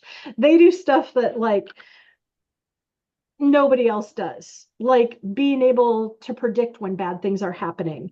Like your brain is able to see it coming, even if you don't consciously recognize it. Dean Radin does some pretty amazing research, and Helene Wabe, who runs the Institute of Noetic Sciences research program, is a former postdoc of mine, and she's brilliant. She's super fun. So imagine if the purpose of healthcare were to help people pause and reflect on what they actually want their health for and what brings them joy. Imagine if the purpose of healthcare were to provide people with the skill building and support they need to address their self-care so that they can live their most meaningful life. Imagine if this is the purpose of healthcare, then many, many things will change. And those are the words of Tracy Gaudet. That's what I've got for you today. This is how you reach me. And thank you for your attention. I hope you learned something and had fun. Having fun is an important part. Time do we have? Perfect. Heather, do we have time for questions? Yeah. Excellent. Does anyone have any questions for Heather? Not everyone at once. Yeah, Keenan. So Heather, when or Dr. Zwickey, pardon? No, Heather. I go by Heather. When hitting a wall in research, such as like a lack of data, informational leads, or like proposals being outright denied, what are healthy and realistic ways to go about rebuilding a case and or hypothesis, or just reorienting in general? So typically, you're right. You have a hard time getting research funding until you've already done some research. And usually the way that you get started is with case studies and case reports. So you start with a foundational level of research by try it out in a couple of people, publish it. Try it out in a couple more people, publish it. Write those case reports. And then once you have a few publications, you are far more likely to get funded. One of my favorite case series is by Dale Bredesen. Do you guys know Dale Bredesen's research? No? No. Okay, so Dale Bredesen is a researcher in Southern California who has been studying Alzheimer's and cognition and cognitive decline. And I'm going to share my screen again. So this is Dale. First study he did was called Reversal of Cognitive Decline, a Novel Therapeutic Program. You see, it's just him doing some research. If you've ever read a case report, his background is way too long for a case report. It's like 3 pages. But then you get to these cases, and he describes these patients who are experiencing progressive memory loss. And when you do case reports, you're telling somebody's story. So it's kind of like an ethnography in certain ways. The thing about case reports is they're really memorable because you're telling someone's story. So what's memorable about this case report to me is if we get up here we see that this particular patient, 67-year-old woman, after being informed that she had the same problem as her mother, she recalled the many years of her mother's decline in a nursing home. Knowing that there was still no effective treatment and subsequently losing the ability to purchase long-term care, she decided to commit suicide. She called a friend to commiserate, and that's who got her in for evaluation. I mean, I've never read a research study which is talking about somebody who's just decided to commit suicide. Anyway, Dale goes through his program, and he's an MD, so he's got a pretty extensive therapeutic program. Looks a lot like what a naturopath would do. So if you look at his program, here's the goal, here's the approach, and here's the rationale. So we've got a low carbohydrate diet. We've got 12-hour fast each night. We've got personalized yoga, meditation, or music, 8 hours of sleep per night, exercise 30 to 60 minutes per day, 6 days a week. Brain stimulation, which most people didn't do, methylated B12, anti-inflammatory diet, blah, blah, blah. Anyway, if you go through, this is just 12 people that he looked at. He only writes up 3 of them, but then he's got this table. And you see each patient here. You see their history and evaluation, and there's no survey that he's doing. This is literally his assessment. It's a downward arrow. When he did their first assessment, their memory was declining for all of them. His diagnosis was mild cognitive impairment, early Alzheimer's disease, severe cognitive impairment, again, mild cognitive impairment to early Alzheimer's, et cetera, to late Alzheimer's disease. And then after doing his therapeutic program, you see their status, normal, improved, improved, improved, improved. The only person who didn't get better was the person who had late Alzheimer's disease. If you look at that as preliminary data, that's amazing, right? So that's step 1. Step 2, I need to find the folder because it went away on me. Step 2 is his second case series. Share screen. Now, if you look, this one's called Reversal of Cognitive Decline in Alzheimer's Disease. And look, he's developed a team. So now he's got a whole group working with him, and he does the exact same thing. Patient 1, patient 2, and then here's his table. And again, all you're seeing is marked subjective improvement. And again, he's just looking at all of these patients and everybody improves. So he does 2 case series, and what ends up happening to him is NIH comes to him and says, you need to do a clinical trial. We want to fund you because there is no treatment for Alzheimer's disease and you're getting better benefits. All he had data on was a total of 24 people, and he gets funding. So case series and case studies are super important and can lead to funding. And I think that there's this perception that because there's such a low level of evidence that they aren't important, but they're probably the most important form of evidence that we have because it's what's happening in any individual person. Did that answer your question? Yeah, absolutely. Thank you. Cool. What else? 5 more minutes. One. Go for it. Since you've been a part of 55 different studies, can you think of 1 or 2 that were like your favorites or the ones that you were like most excited to work on? Yeah, I've been involved in 55 studies that are PubMeded. I've been involved in over 100 studies. It's just that not all of them are on PubMed. Yes, my favorites. I'll just say that number was from me, not from her. So oh, no worries. No worries. It's always interesting seeing what shows up on PubMed. One of my very favorite studies is a study that one of my students who had no research experience started. And this was a study looking at, she had a background, her undergraduate degree was in fashion design. And she came in and she wanted to do research and she was concerned about varicose veins. And so she thought, let's do medicinal mud on these varicose veins and see if the varicose veins reduce, because it's something that a lot of models struggle with in the fashion industry. And I was like, okay, sure, what the heck? So we start doing this study on varicose veins, and it turns out everybody's knee osteoarthritis went away. And next thing you know, we're doing a clinical trial on knee osteoarthritis, and people are sending us medicinal mud from Germany, from the Dead Sea, from all over the world to test their mud in our osteoarthritis study, which just started as a varicose vein study. I think that a lot of times we have these thoughts of we're just going to look at this one little thing, and we forget that all the systems are connected. And so, yeah, it turns out medicinal mud works great on osteoarthritis. That's one of the ones that I've loved. Another one that I've loved, one of the very first studies I did was looking at herbs' effect on the immune system.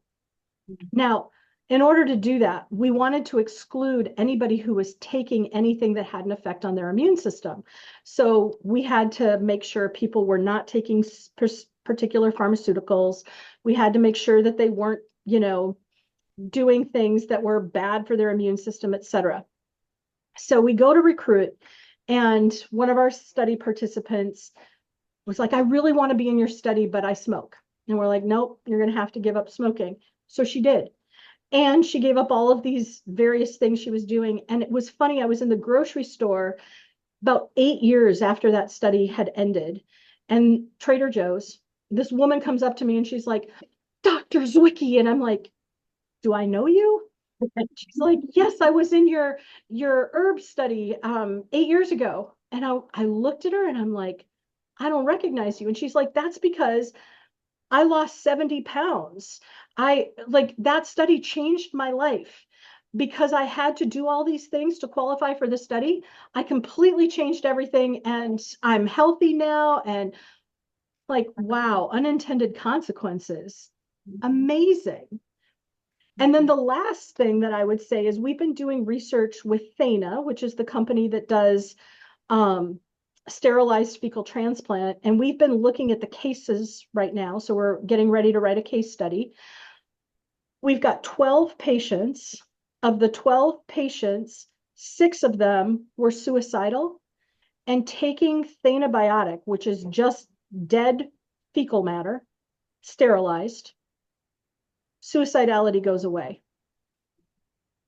We don't have anything that treats suicidality. We have another patient in the study who was agoraphobic, 15 years, had not been out of her house.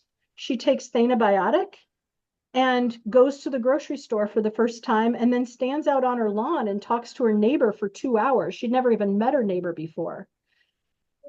Those are sorts of things that I'm like, this is exciting. This is changing how things are happening. So those are just some examples. I've got hundreds, if not thousands of examples, because it's so much fun, right? It's fun seeing the differences that are happening in people's lives. And you totally, this is why people choose clinical practice too, is that you want to help people live their best life. And you can do that through research, just like you can do it through clinical practice. We've got 2 more minutes for quick questions. I was wondering if we might be able to get a 30-second explain it like I'm 5 sort of explanation for how these the mechanism by which these postbiotics are enhancing health. Yeah, absolutely. So if you think about it, when you eat food, your microbes in your gut digest it, and then they make chemicals. And those chemicals go all over your body. And the chemicals that prior to 5 years ago were best studied were butyrate, propionate, and acetate. They're also called short chain fatty acids. But it turns out, as we've been studying more and more about the microbiome, it turns out those microbes also make neurotransmitters. In fact, 95% of your serotonin is made in your gut. About 60% of your dopamine is made in your gut. So you're having huge effects on neuropsychiatric conditions just by replacing missing neurotransmitters. Because the other thing that we don't talk about very much in this country is that When we eat food that's not organic and it has pesticides, those pesticides are designed to kill pests by killing their microbes.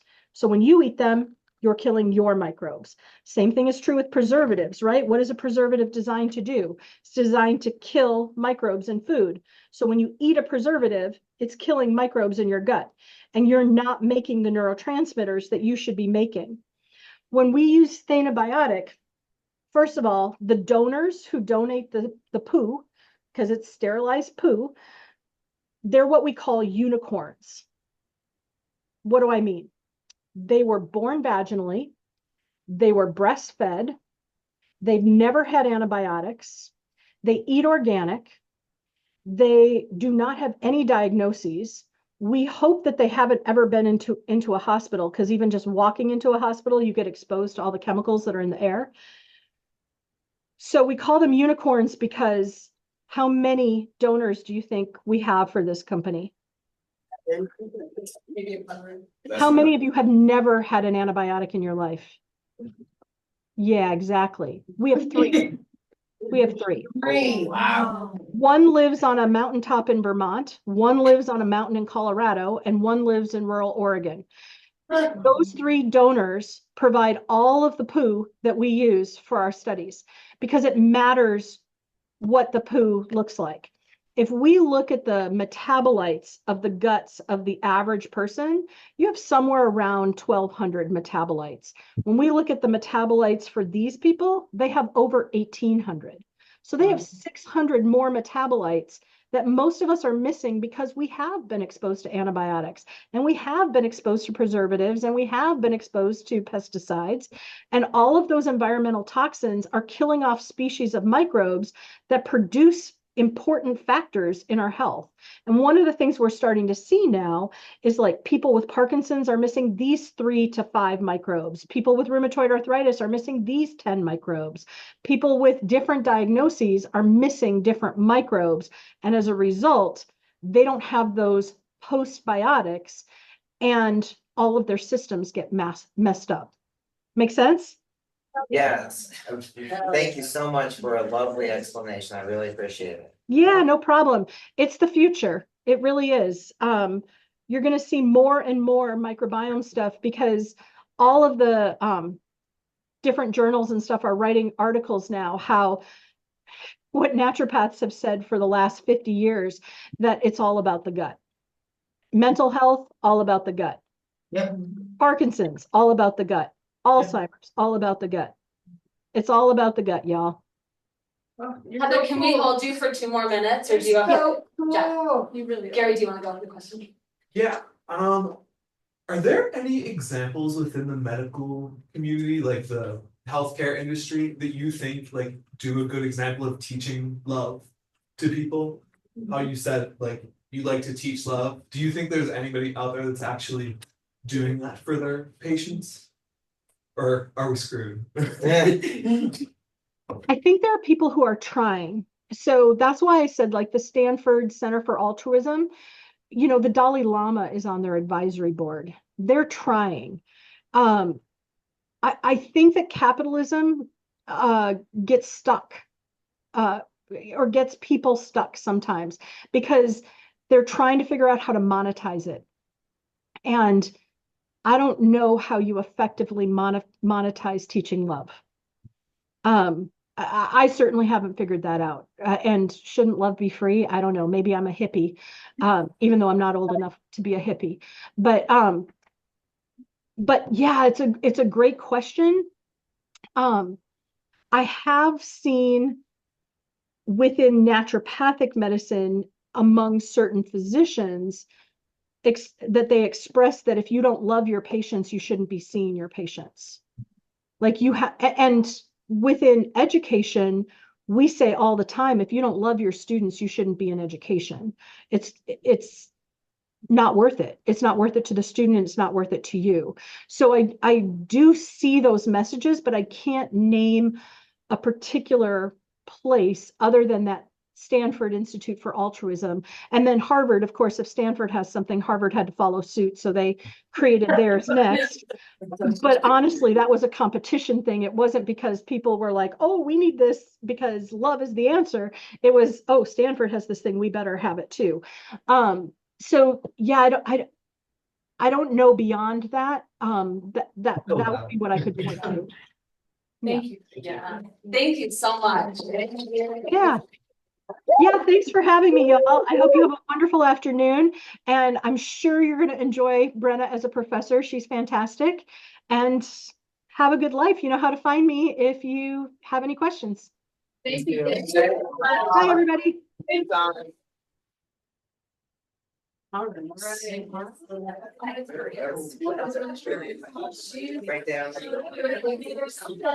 Brenna, appreciate it. Yeah.